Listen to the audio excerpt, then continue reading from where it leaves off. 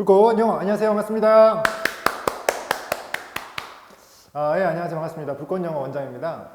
오늘 촬영할 영상은요, 주제가 뭐냐면 네, 잘 보일까요? 네. 내신 영어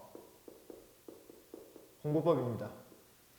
여러분들이 지금 솔직히 많이 학원에 다니고 있고요. 학원에서 주는 자료를 엄청 열심히 하고 있을 겁니다. 근데 되게 중요한 거는 학원 자료 끝냈다고 해가지고 공부가 끝난 게 아니라 내가 지금 뭘 알아가고 있고 어떻게 공부하고 있는지 여기에 대한 생각을 좀 해야 되는데 이게 좀 약간 메타인지와 좀 관련이 있는 거거든요. 그래서 내가 지금 공부를 어떻게 하고 있는지, 내가 이거를 잘 하고 있는지 못하고 있는지, 내가 이 영어 지문을 읽을 때 내용 흐름을 파악하고 읽고 있는지 파악 못하고 읽고 있는지, 영어 지문을 읽을 때 문법 사항을 다 알고 읽고 있는지 아니면 모르고 읽고 있는지 이거에 대한 생각을 좀 해봐야 된다고 하는 것이죠.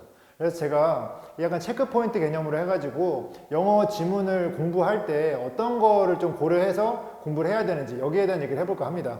자, 첫 번째입니다. 첫 번째 1번입니다. 바로 단어예요. 너무 당연히 알고 있는 거죠. 그렇죠? 그래서 단어를 여러분들 암기를 하실 텐데요. 많은 학원들이 단어 암기를 지금 다 하고 있고 어떤 학원은 뭐 동의어, 반의어 이런 암기도 다 하고 있다고 잘 알고 있습니다. 근데 포인트가 뭐냐면요. 이 시험을 보시면 이 서술형이 있는 데가 있고 서술형이 없는 데가 있어요.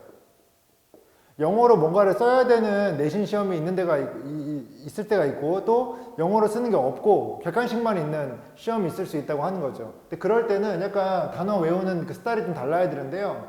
서술형이 있을 때는 여러분들이 이제 한글을 보고 그러니까 문제에 한글이 나와야 되는 거죠. 그리고 여러분들이 영어로 쓰는 단어를 쓰는 그런 테스트를 하셔야 되는 거고요. 서술형이 없을 때는 영어를 보시고 그리고 빈칸에 한글을 채우는 한글 뜻을 쓰는 이런 테스트를 해야 됩니다. 대신에 좀 차이점이 있어야 되는 게 솔직히 말해서 서술형이 있을 때 영어를 쓰는 건 좀 시간이 많이 걸리거든요. 그러니까 영어를 한글로도 외운 다음에 영어를 다시 써야 되기 때문에 시간이 많이 걸려요. 그렇기 때문에 이 양을 생각했을 때는 이쪽이 양이 더 많다.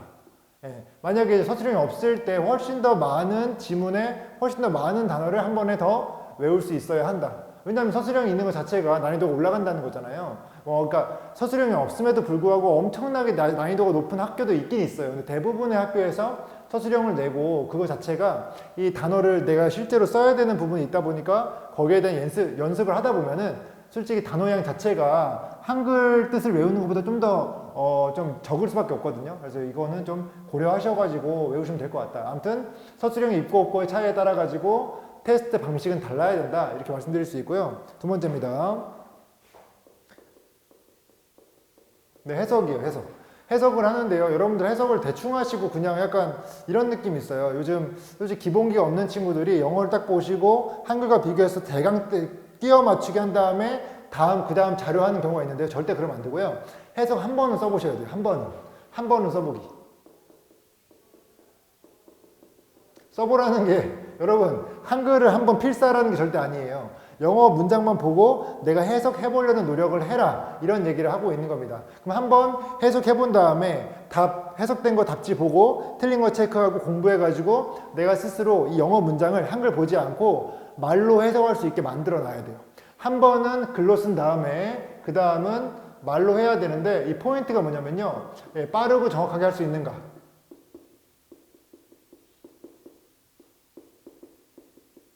이게 포인트가 돼야 돼요. 무슨 말이냐면은 시험 보러 갔을 때 지문을 딱 보자마자 솔직히 지문을 읽지 않더라도 내용이 뭔지 알아야 되거든요.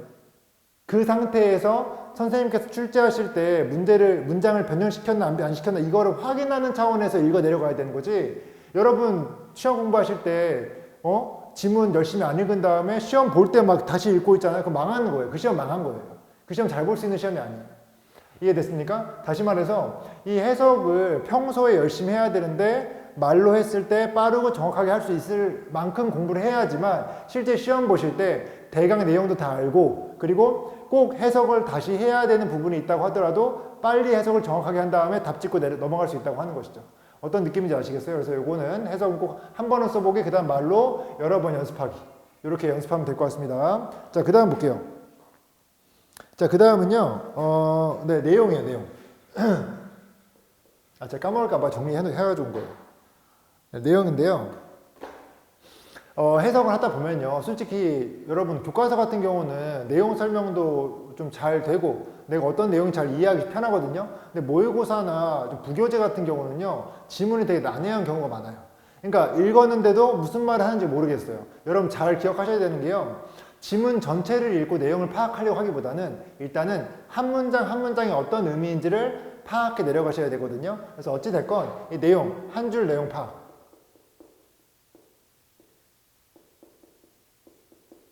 파악한 다음에 그 다음에 지문 전체 내용 파악이에요.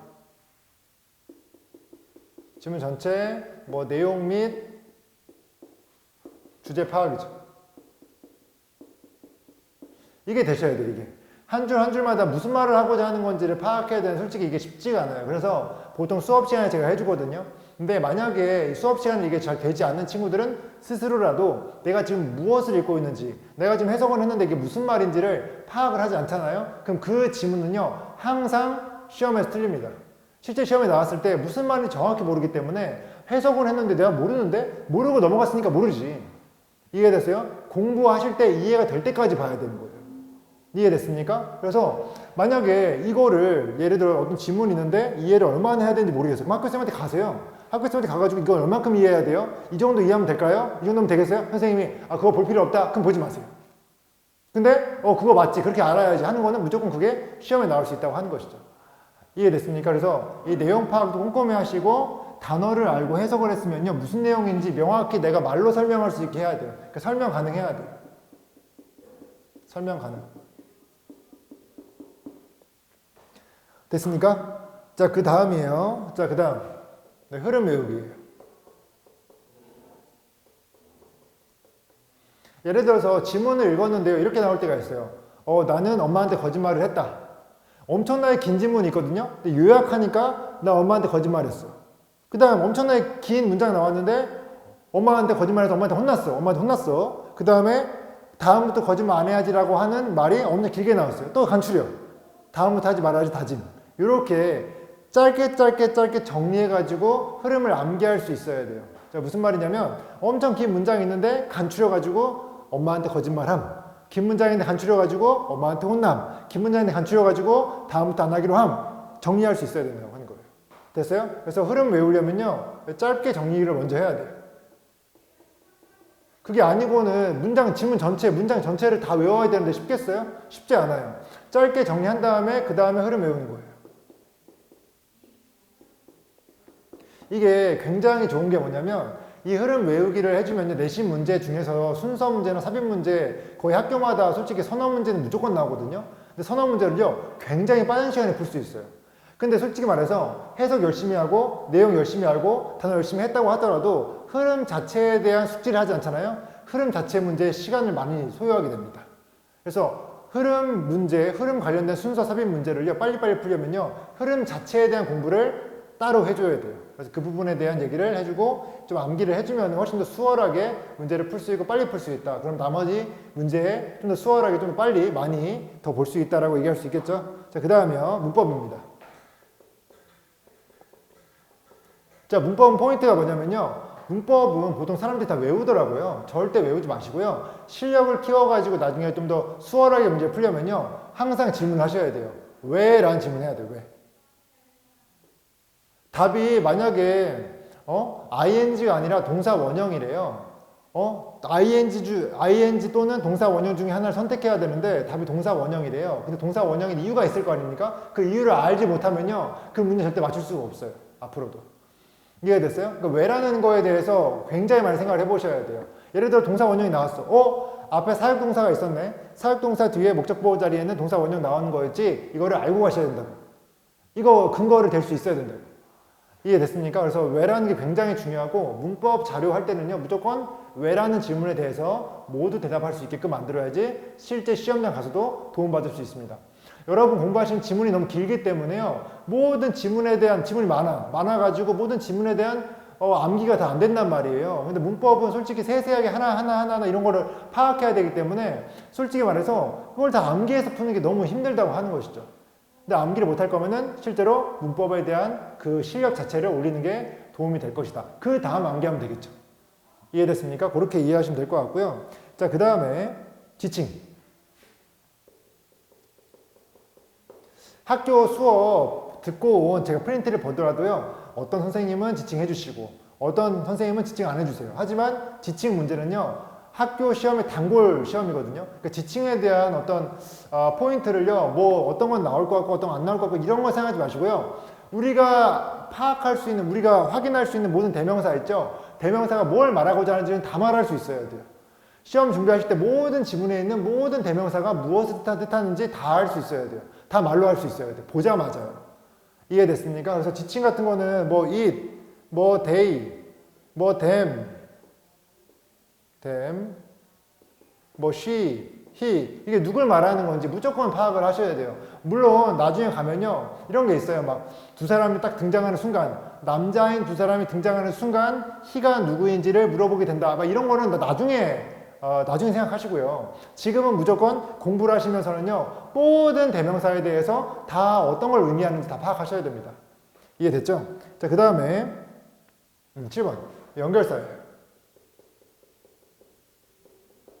뭐 however이나 뭐 so 이런 거 있잖아요. 그렇죠? 수능을 저한테 나중에 배우게 되면요. 이제 however는 왜 however? 솔직히 이제 수능에서는 이제 연결사 문제가 안 나와요. 근데도 불구하고 순서나 삽입 문제 같은 데 however이 껴 있거든요. 그래서 however이 어떤 문맥 속에서 나오는지 뭐 therefore는 어떤 문맥 속에서 나오는지 이런 걸 제가 말씀드릴 수 있는데 어떤 흐름 속에서 나오는지 말씀드릴 수 있는데 솔직히 내신 같은 경우는요. 한 지문당 연결사가 2개, 3개예요. 근데 그때마다 그 연결 흐름을 다 파악하는 게요. 시험 볼 때 쉽지 않단 말이에요. 그래서 그냥 외우세요. 이해됐습니까? 외우시고요. 솔직히 이거 외우는 게 너무 힘들다라고 할 때는 앞뒤 문장을 고려해가지고 왜 however 같은지만 생각만 해보시면 될 것 같아요. 그래서 암기 플러스 앞뒤 고려. 무슨 말하고 싶냐면 여러분들이 공부하실 때요 이런 거를 인식하고 공부를 하셔야 된다고 하는 거예요. 그냥 넘어가는 게 아니라 그냥 해석만 하고 넘어가는 게 아니라 그냥 단어만 보고 넘어가는 게 아니라 연결사네. 연결사 여기 왜 나왔지? 연결사 however이네. 외워줘야지. 아니면은 이게 왜 나왔지? 앞뒤 문장이 역접인가 순접인가 이런 걸 파악해야 된다고 하는 거예요. 그런 공부를 해야지만 시험 볼 때 훨씬 수월하게 문제를 맞출 수 있다고 하는 겁니다. 이해됐어요? 마지막 서술형 영작. 영작은요 솔직히 굉장히 어렵거든요. 평소에 공부하시거나 해외에 갔다 오시거나 이런 친구들이 좀 유리하고요. 그렇지 않은 상황에서는 솔직히 한계라는 게 있습니다. 그럼에도 불구하고 공부를 하시겠다라고 한다면요. 쉬운 거부터 하세요. 쉬운 거라고 하는 건요. 쉬운 것부터. 이게 무슨 말이냐면 영작이라고 하는 게 단어 어순배열이거든요. 그러니까 어순배열인데 단어를 다 주고 하는 게 있어요. 단어 추가가 없고요. 그러니까 단어를 다 주고요. 그러니까 추가시킬 필요 없이 단어를 다 주고 다라고 적을게요. 죄송합니다. 어형 변화가 필요 없는 거. 어형 변화 없이 다 나오는 거. is를 be로 바꾸지 않고 is는 is로 나오는 거. 이렇게 나온 것부터 먼저 하시고요. 그 다음부터 단어 제거되고 단어 제거되면 솔직히 단어를 제가 생각을 해내야 되거든요. 그래서 굉장히 어려워요. 근데 실제로 많은 고등학교에서 서술형 같은 거 어렵게 내는 고등학교는요. 단어를 많이 빼거든요. 그래서 단어를 내가 생각해내야 돼. 내가 그 내용 자체를 알고 한글 자체를 외우고 있어야지만 가능한 문제가 나오긴 합니다. 그래서 어찌됐건 단어 제거하고 그러니까 처음엔 단어 다 있는 것부터 시작해가지고 다음에는 단어 제거하고 또 이제 어형 변화시켜야 되는 거. 어형 변화 어떤 거예요? has냐, having이냐. 그러니까 having이 답인데 have로 단어를 주는 거죠. 그걸 having으로 내가 바꿔야 되는 거죠. 그래서 어형 변화를 하는 그러한 문제까지 풀어볼 수 있어야 된다고 하는 근데 시간이 많이 걸린다고 하는 거죠. 위에 있는 걸 다 한 다음에 그래도 시간 남을 때 이거 하는 거예요, 여러분. 영작부터 하는 거 아닙니다. 영작 하다가 객관식 다 틀립니다, 여러분. 아시겠죠? 그래서 이게 되신 다음에 이게 첫 번째예요. 1번부터 7번이 첫 번째고요. 이 8번이 두 번째고요. 세 번째가 바로 암기라고 하는 거예요. 암기를 처음에 하면 망합니다, 여러분. 고등학교는. 이해됐어요? 이 정도가 이제 제가 드릴 수 있는 말씀이 정리할 수 있는 것들이고요. 솔직히 이거 말고도 또 새로운 어떤 유형이나 정말 참신한 유형의 문제를 내는 학교들도 있어요. 뭐 대화문 같은 거나 뭐 듣기 같은 거나 내는 학교도 있거든요. 네. 그런 학교는 제가 나중에 정리해드리고요. 일단 제가 지금 맡고 있는 학교들은 대다수 이런 것들이 다 포함할 수 있는 것들이기 때문에 좀 말씀을 드렸고요. 지금 보시면 여러분들이 지금 시험 유형으로 보게 되는 모든 유형들이요, 이걸 공부하면 다 해결될 수 있는 그런 문제들이 많습니다. 좀만 정리해드리면은 이 단어 같은 경우는 솔직히 말해서 서술형에만 도움되거나 지문에만 도움되는 게 아니라 이 어휘 문제라고 있어요. 어휘 문제에 도움이 됩니다. 그리고 단어 많이 알면은 해석 잘 되니까 일치불일치 돼야 안 돼요? 되는 거죠. 일치불일치 잘 된다는 건 내용 파악했다는 거니까 내용을 물어보는 어떤 빈칸, 주제 관련성이 있지 않습니까? 그러니까 단어가 이 세 가지에 영향을 미치고 또 영작에도 영향을 미친다. 이렇게 정리할 수 있겠죠. 그리고 또 해석에도 마찬가지로 일치불일치 주제에 영향을 미치죠. 그렇죠? 내용도 마찬가지로 일치 주제에 영향을 미치죠. 그렇죠? 그러니까 다양한 것들이 다양한 유형에 영향을 끼친다고 하는 거예요. 자, 흐름 외우는 건 뭐예요? 흐름 외우는 거, 뭐 순서, 뭐 삽입 문제, 또 문장 제거 문제가 있거든요. 간접쓰기 유형인데요. 여기에 다 영향 끼친다고 하는 거죠. 문법에 영향 끼치겠죠? 문법 문제. 됐습니까? 또 영작에 영향 끼치겠죠? 됐습니까? 그 다음에 지칭 문제 나오겠죠? 그 연결사 문제 나오겠죠? 이렇게 나오는 게요, 대다수라고 하는 거예요. 여기 빠진 게 있다고 한다면 솔직히 학교에서 뭐 단어 같은 거 해가지고 영영풀이 같은 거 있죠? 그 단어 프린트 나간 다음에 내시거나 뭐 그렇게 아마 따로 추가로 이제 공부를 시킬 텐데요. 그걸 제외하고는 대부분의 유형이 지금 다 어휘, 일치, 주제 관련된 거, 영장, 뭐 빈칸, 여기 주제랑은 빈칸 관련돼 있습니다. 항상 기억해 주세요. 빈칸을 물어본다는 거는 글의 주제를 물어본다는 것이다. 이렇게 이해하시면 될 것 같고요. 그렇게 볼 수 있고, 그 다음에 순삽 제거, 그 다음에 이 지칭 연결사, 이게 대부분의 시험 유형이라고 하는 거예요. 이런 것들 다 포괄할 수 있는 부분들이고요. 마지막 영작까지도 다 함께 할 수 있으니까 우리가 좀 수월하게 공부를 하려면은 이런 방식으로 공부를 해야 한다는 것입니다. 그냥 읽어보고 그냥 시험 공부하는 게 아니라, 그냥 자료하는 게 아니라 내가 어떤 거를 어떻게 맞추기 위해서 무엇을 해야 되는지, 거기에 대한 메타인지 생각이란 걸 해 주셔야 된다는 말씀을 드리고 싶습니다. 이렇게 말씀드리면서 오늘 영상은 마무리하도록 하겠습니다. 여러분 감사합니다. 네, 확인해 주세요. 네. 감사합니다.